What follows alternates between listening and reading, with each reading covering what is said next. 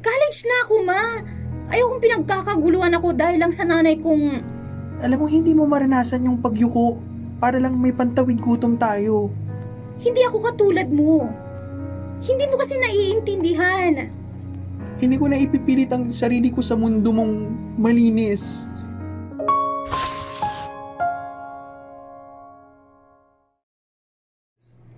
Ma, anong ginagawa mo dito? Sabi ko 'di ba, huwag ka nang pupunta. Anak naman, namiss kita syempre. Ito nga may dala akong ginataan. Paborito mo. Mainit-init pa to, anak. Naman eh.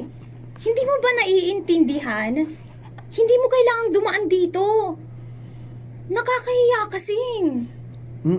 Nakakahiya? Ako? Ma, tignan mo naman yan kasi yung itsura mo. Pawisan ka, amoy sabon, nakaduster ka pa.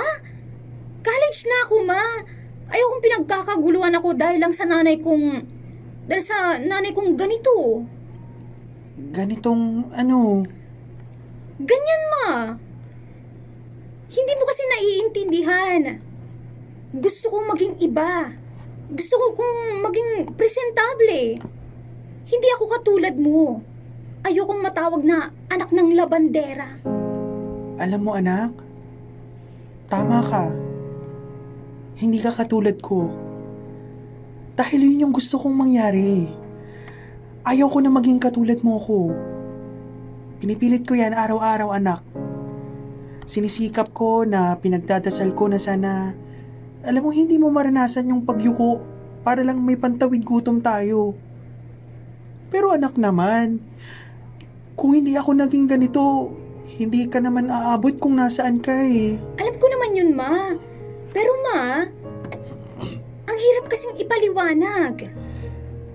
Hindi mo na kailangang ipaliwanag, anak. Pero sana naman, wag mo naman akong ikahiya. Kasi kahit kailan naman, kahit pinabayaan na tayo ng tatay mo, kahit pinagtatawanan ako ng iba, hindi naman kita itinago eh. Hindi naman kita ipinagkaila, hindi naman kita pinabayaan. At kung ang pagiging ina ay kahihiyan sa paningin mo, anak, pasensya ka na. Ha? Huwag kang mag-alala. Hindi ko na ipipilit ang sarili ko sa mundo mong malinis. Tapos anak, huwag mo kong artihan kasi 10 lang ang likers mo sa FB. Huwag mo kong artihan, anak, kasi mas madami pa yung views ng reels ko kesa sa TikTok mong puro kaldan. Grabe ka naman, ma.